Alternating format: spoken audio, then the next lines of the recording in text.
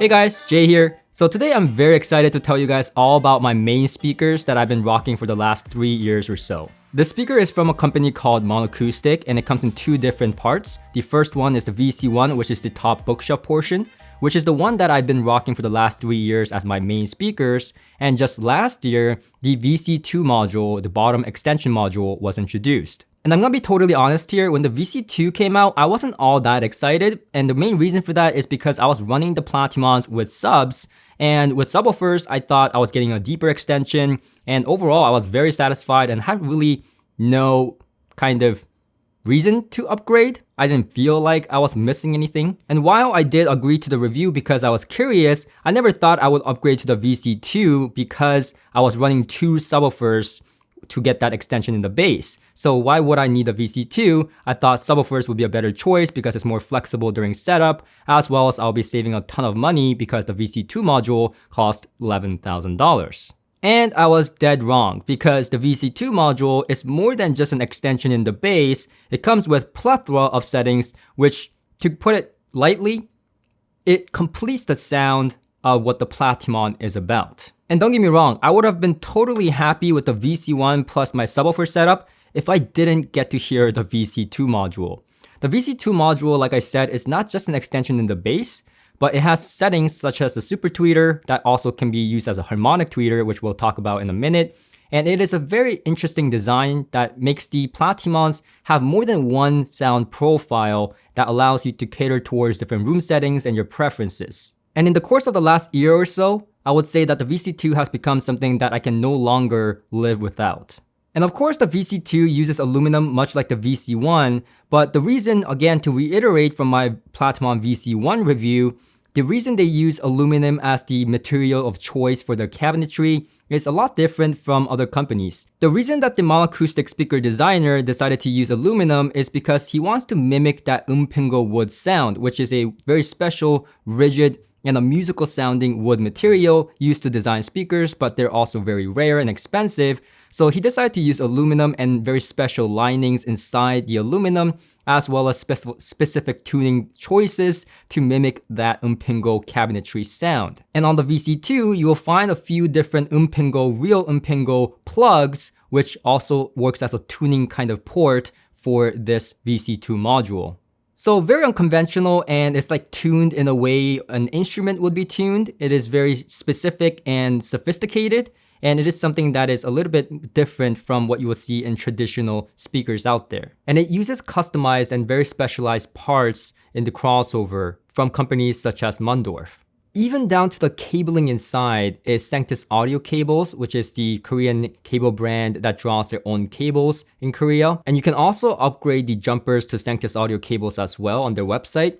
And also you can upgrade the vibration feet. And I have it, but personally I found that the tough cones was my personal favorite choice with the speaker. And if you saw my isolation feet comparison video, then you will know exactly why I prefer this feet. And on the Platimons here, with no question, immediately I saw an improvement in the overall clarity as well as the bass control and textures. Overall, the tough cones were a phenomenal match with this speaker. And I can't recommend it highly enough to switch out from the stock footers if you're getting this speaker. The VC2 also comes with their first in-house designed 8-inch paper woofer that also, from my understanding, has pieces of umpingo wood on the backing of the woofer to have that umpingo character to the overall sound and control of resonance. So looking at the design here, it should be also noted that the design goal here wasn't for the lowest distortion possible, but playing around with the resonances to give that pleasing sound of the 8-inch woofer. And this actually translates to something that I really love about this speaker, which is that rich, textured sound of a paper woofer,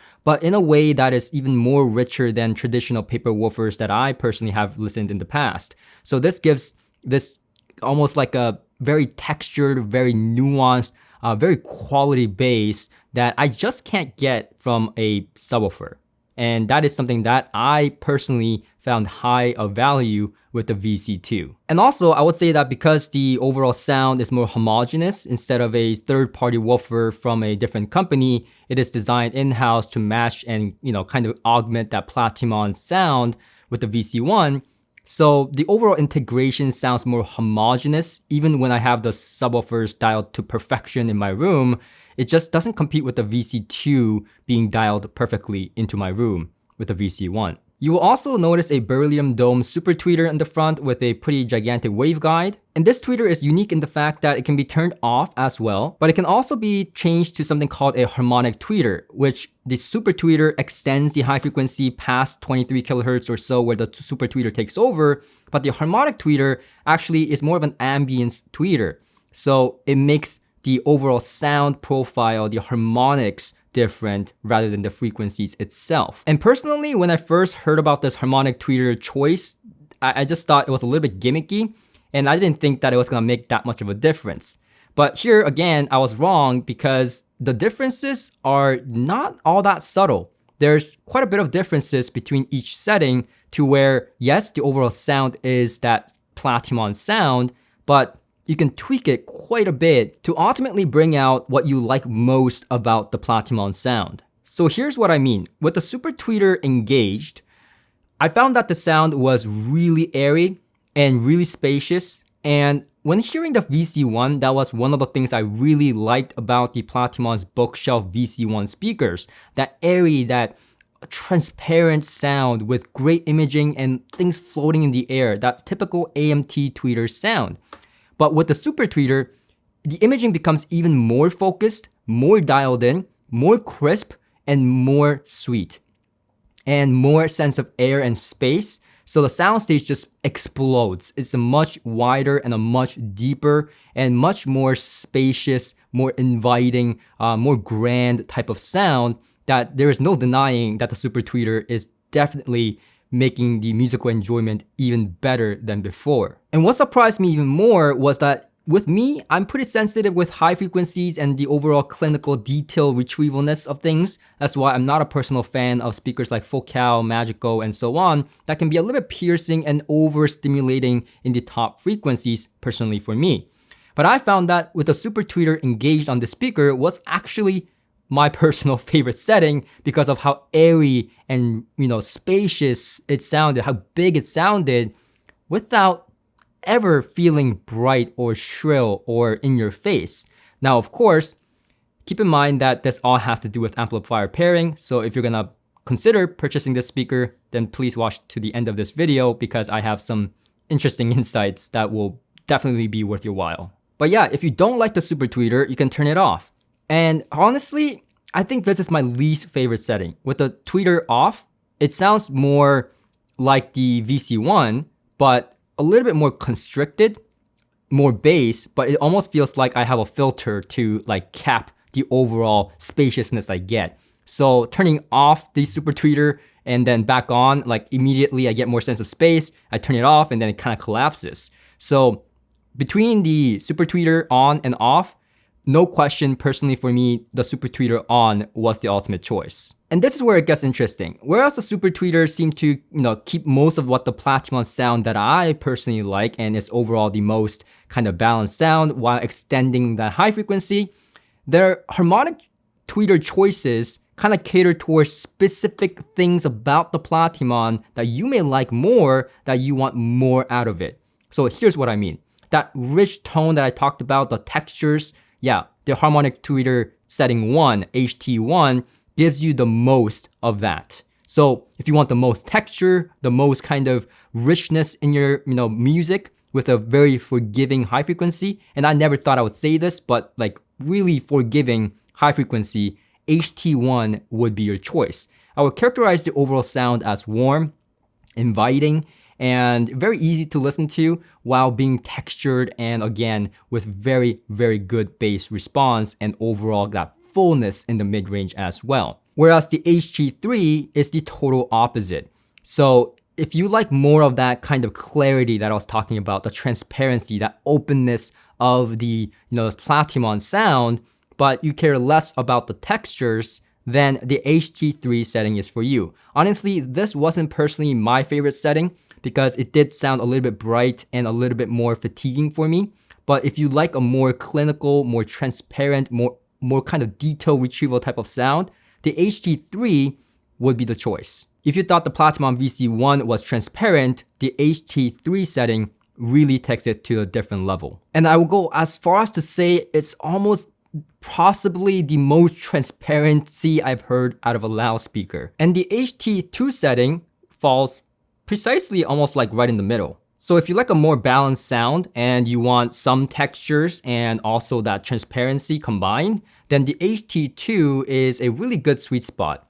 Now, I would still say that the Super Tweeter setting is probably, again, my favorite, but the HT2 was a close second. And then on top of all this speaker can be configured as a 3.5-way or a 4-way. And you can do that by changing the jumpers. For the 4-way, you would connect the jumpers to the top binding post of the VC2, whereas for the 3.5-way, you will connect it to the bottom post. Now, the 4-way is more of my preference. It's more neutral and more balanced throughout the frequencies, whereas the 3.5-way is a little bit more of a funner sound, so it has a little bit more mid-bass in around the 100 Hz, 150 Hz region, so a little bit more impactful. And then there's the a little bit more boosted high frequency, just a slight, but it gives that a little bit more fun and exciting sound. Whereas again, the 4-way is a more of a balanced and neutral sound that I personally preferred on most of the stuff that I listen to, because I listen to a wide variety of stuff. So I personally prefer the 4-way. So my ultimate setting with the speaker that I liked was a 4-way configuration with the Super Tweeter engaged. One other thing that I should note here is that the 4-way is less sensitive at 89 dB, whereas the 3.5-way is more sensitive at 91 dB. However, the 4-way is a little bit more easier for the amplifiers to handle in terms of impedance. And the impedance measurements as well as all the other frequency measurements will be posted on my Discord very soon. So I'll link to that in the description below. But this speaker was very, very sophisticated. So it was one hell of a difficult speaker to measure. But even looking at their measurements, it doesn't take a genius to figure out that their speakers are not one of the most linear loudspeakers, even in the 4-way configuration. While it stays between that plus minus 5 dB or so, again, it's not the most linear sound, and it's going for a specific type of sound.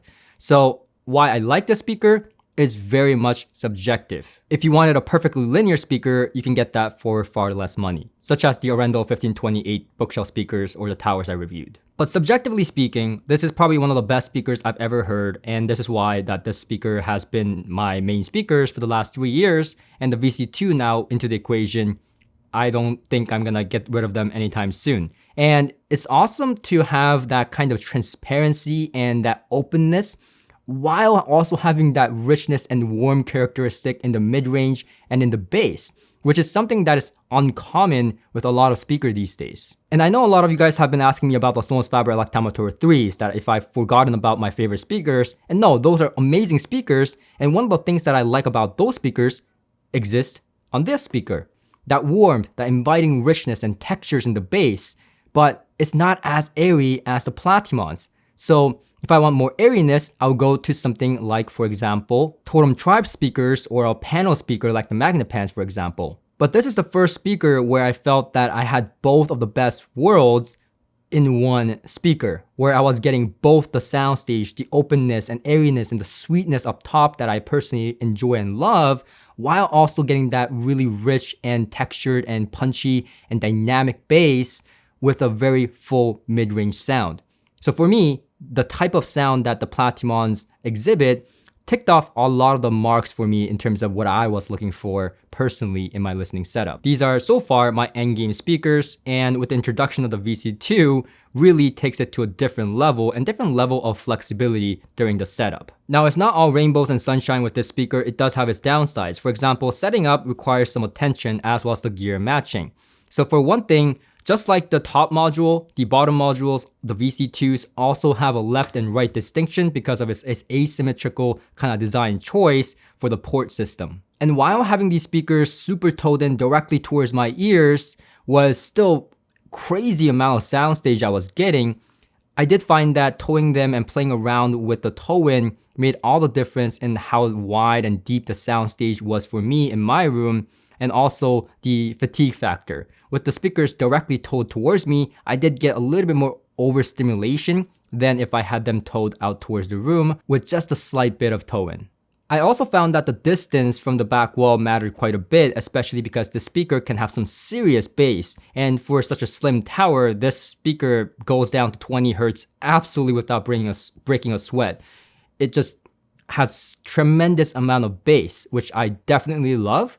But if you want to place it closer to the wall, then I would start plugging some ports. This speaker has a lot of different ports, again, including the top module and the bottom module. So playing around with that along with the distance from the wall can make all the difference in the world, whether you're getting boomy bass or controlled and textured and very nuanced bass. And while the setup process isn't complicated, I would say that it benefits from a little bit more attention, like making sure the left goes to the left and the right goes to the right and having the right amount of toe in and the distance from the wall. Making those small adjustments makes all the difference in the world with the speaker, and it does improve the experience quite a bit. And that brings me to gear matching. Now, like I said, this speaker has a lot of different settings. So the gear matching kind of goes with whatever setting that you think you want to keep.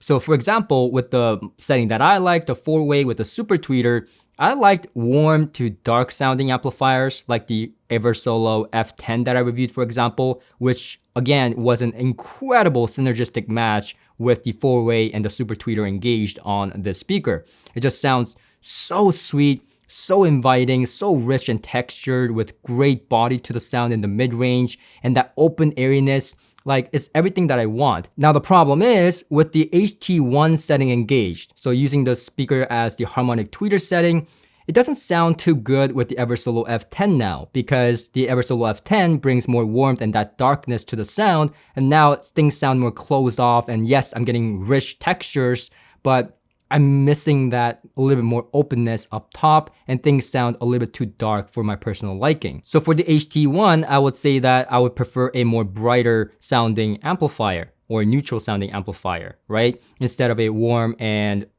almost dark sounding amplifier like the Eversolo F10. And that's where I see the downside with the speaker is, yes, it gives a lot of flexibility, but because of that, not just amplifier wise, but your preamplifier, DAC, your streamer, your CD player, and so on, the overall kind of configuration of your system to get the most out of the speaker, I found that sticking with one setting that you like and catering to that sound with the rest of your gear and your system made the most sense as far as getting the most out of the speakers. But if you're someone that's planning to play with the settings on the Platimon depending on the music choice and so on, then I would definitely recommend something like the Accuphase E3000, which does have that body and characteristics of a more of a neutral sound profile. And I found that Accuphase is a very good match, and I know that Monocoustic exhibit with Accuphase at shows a lot for that reason, but they kind of augment each other's sound characteristic quite well. And I would say that the changing of the settings depending on the music choice and what you want more out of the speakers makes more sense with a more neutral amplifier like the Accuphase. Because again, if you have an amplifier that is anything but neutral, if it's more warm sounding or more bright sounding, some settings may sound not as good as they should because you've catered your amplifier and your setup to a more warmer or more brighter type of sound, and the Platimons will obviously have its own character on top of that. And all this made this review very challenging for me, and it was probably the most challenging review to do because depending on the setting, the amplifier choice would be different, the placement would be different, and so on. And so that was what made this review a little bit difficult for me.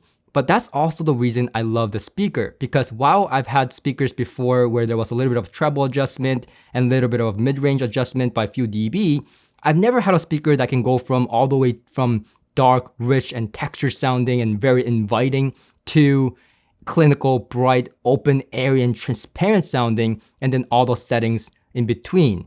So that is what complicates the speaker, but also the strong point and the very reason I love the speaker, because I don't have to compromise and get a speaker that is warm and rich sounding and think to myself, man, I want a little bit more air out of this speaker.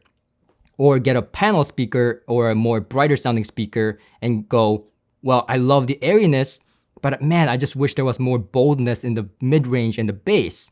I get all that in one speaker. And definitely the biggest downside I see with a speaker like this is the price point. It's not very accessible at $6,000 for the VC1 and then $11,000 for the VC2 extension module, making the total combined price around $17,000, which is a large sum of money to spend on a loudspeaker. But for me, it was a no-brainer. And I'm not saying $17,000 is not a lot of money, but this is my priority. I'm an audiophile, I'm not a watch guy, I don't spend money on watches, I don't spend money on clothing, clearly, and I don't spend money on cars. This is what I do and this is what I love. I love music and I love to make my system sound as great as possible. And over the years, having been exposed to so many high-end speakers that cost an arm and a leg, especially at high-end audio shows with $50,000, $100,000 speakers, that's a little bit out of my grasp for me, without having to spend mortgage money. This speaker was in endgame territory immediately for me, so I absolutely loved it, and that's why these speakers are my endgame speakers for now. So that's pretty much it from me. I hope this video was helpful and entertaining, and if it was, please click that like button and subscribe for more videos just like this, and I hope to see you guys on my next video. Until next time.